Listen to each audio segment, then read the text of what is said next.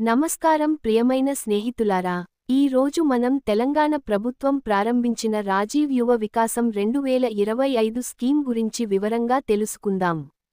ఈ స్కీమ్ ద్వారా SC, ST, BC, minority, EBC, EWS కమ్యూనిటీలకు చెందిన యువతకు ఆర్థిక సహాయం, ఉపాధి అవకాశాలు అందుతాయి. చూద్దాం, ఎవరు ఎలా అర్హత పొందవచ్చు.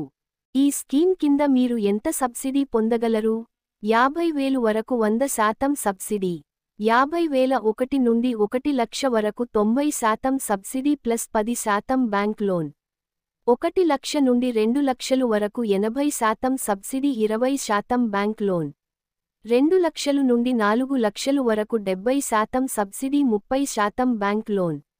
వ్యవసాయం, మైనర్ ఇరిగేషన్కు 100% సబ్సిడీ.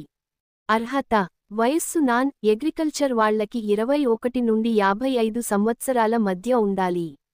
వ్యవసాయం చేసే వారికి 21 నుండి 60 సంవత్సరాల మధ్య ఉండాలి. ఆదాయ పరిమితి: గ్రామీణ ప్రాంతాల వారికి సంవత్సరానికి 1.5 లక్షల లోపు, పట్టణ ప్రాంతాల వారికి సంవత్సరానికి 2 లక్షల లోపు.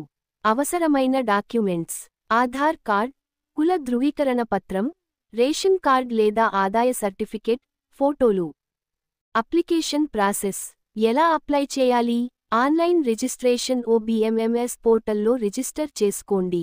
అప్లికేషన్ ఫారం డౌన్లోడ్ చేసి, డాక్యుమెంట్స్తో కలిపి మండల ప్రజా పాలన సేవా కేంద్రం లేదా మున్సిపల్ ఆఫీస్లో సబ్మిట్ చేయండి.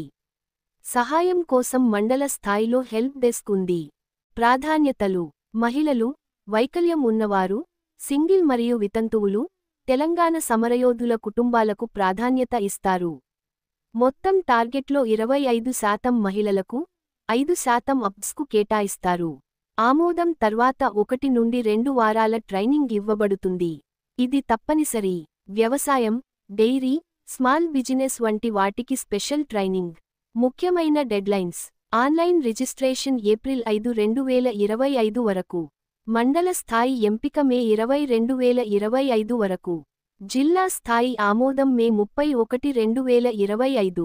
చివరి శాంక్షన్లు జూన్ 9, 2025. ఇంకా సందేహాలు ఉంటే, మీ మండల ప్రజా పాలన సేవా కేంద్రాన్ని సంప్రదించండి. OBMMS పోర్టల్ లింక్ డిస్క్రిప్షన్లో ఉంది. ఈ వీడియోని షేర్ చేసి, అర్హులైన వారికి చేరవేయండి. ధన్యవాదాలు.